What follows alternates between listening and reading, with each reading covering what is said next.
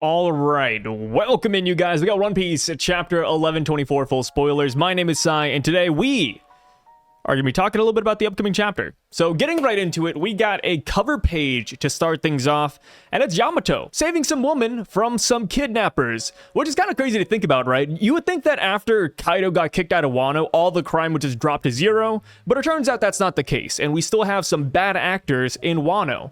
Now I'm just kind of curious to see if it's just regular Wano bandits, or if this might actually be something bigger, right? This could be outside pirates coming into Wano now that Kaido is gone. It could even be beast pirate remnants. I've been kind of spouting that over and over like the boogeyman, but we do know that a lot of beast pirates are still missing. You know, after Onigashima fell, they just disappeared. Aramaki picked up King and Queen, but the rest of them, they're still loose cannons. So the next thing we jump over to is Vivi, Wapol, and Morgans. And, you know, based off of the brief spoilers, it kind of seemed like Vivi was just nagging Morgans, right? Hey, don't do that, Birdman. Don't post that newspaper. Well, we come to find out why Vivi doesn't want Morgans to print it. And that's simply because Morgans is straight up lying in his headline. So he says that Law is fighting Blackbeard, that is true. Kid is fighting Shanks, that's true.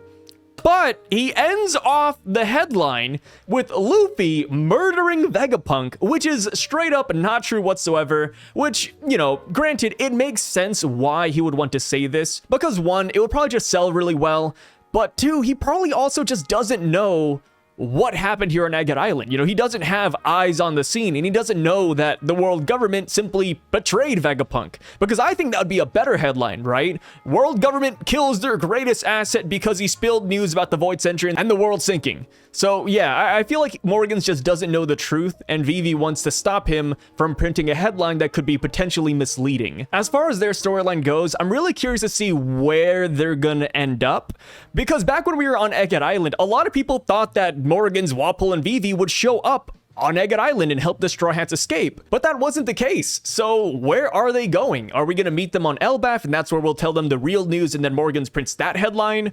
Or are they just sailing in the sky and are just waiting for the next big scoop? So now the next thing we cut over to is Egghead Island, and we see that Sentomaru has successfully escaped the island on a small boat, and he is weeping, which makes a lot of sense, right? I mean, he lost his best friend, he had to fight another one of his best friends, and now the island, which he called home, is on fire and is being destroyed and seized by the world government. Like, nothing is going Sentomaru's way. And I kind of wished we took him with us.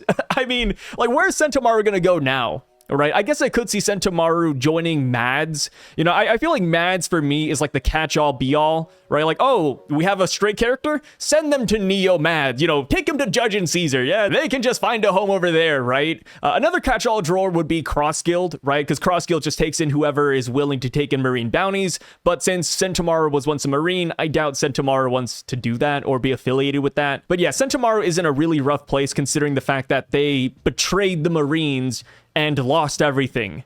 So I'm really curious to see how he develops. I kind of wish that Stussy was with him so that at the very least he had a companion during this horrible time in his life. But yeah, you know, I'm curious to see where Sentomaru goes. I think Neo Mads is a really good fit. Just hang out with Vegapunk's old colleagues, and I bet they'd feed him well and, you know, treat him well. So now, next up in the chapter, we have Kizaru and Akainu's reaction. And, you know, the brief spoilers made it sound kind of sad. But the full spoilers, brother, the full spoilers really paint a goddamn picture. So Akainu calls Kizaru and he says, hey, you know, what happened over there? You know, why did you fail? Why did you do such a lousy job? And Kizaru responds to Sakazuki and he says, have you ever killed your best friend? I am being soft, Sakazuki. Kizaru is hitting this man with the sass.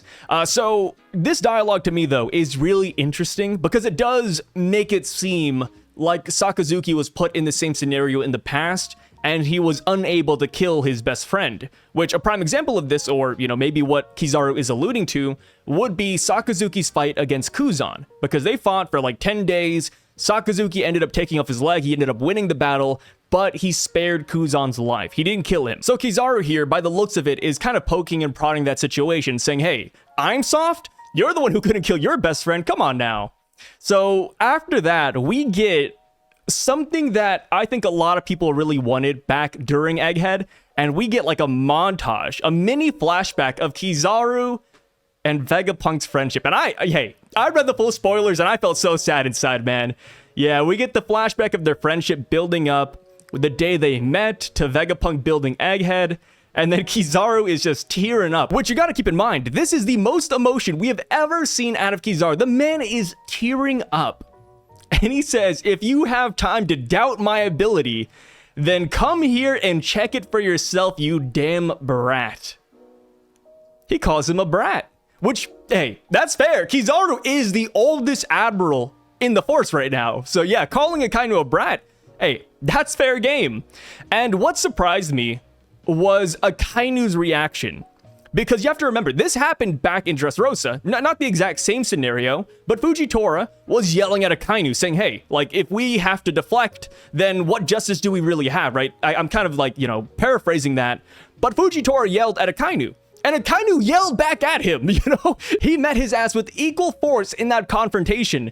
But in this scenario, Akainu backs down. Sakazuki backs down, is shocked, and he responds by saying, I'm sorry, brother. Yo, Akainu has a soft spot. Akainu has a soft spot. That's huge. I mean, I love this, and I feel like it's so fitting that Kizaru brought this out of him.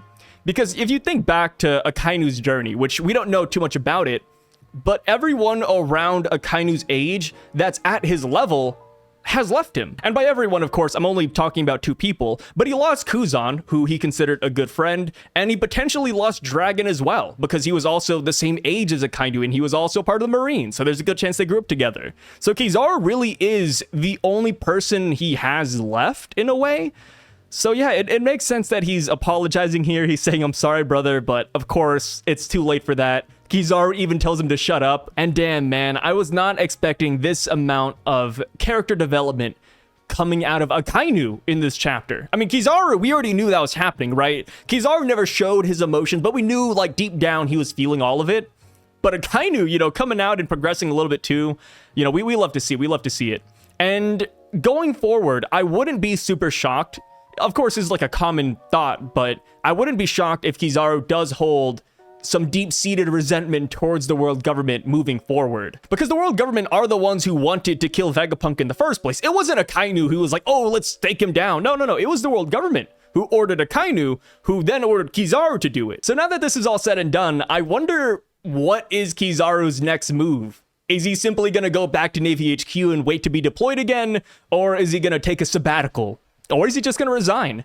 I would love to hear what you guys have to say about this. How do you feel about the Kizaru and Akainu segment? Because I thought it was really well done. So now, the next thing we have to talk about is Lilith. So Lilith wakes up in this chapter, and we get something really interesting. First off, she starts crying because all the Vegapunks are dead. I think that's totally natural. That's normal. But what happens afterwards is that Lilith says that she's hungry.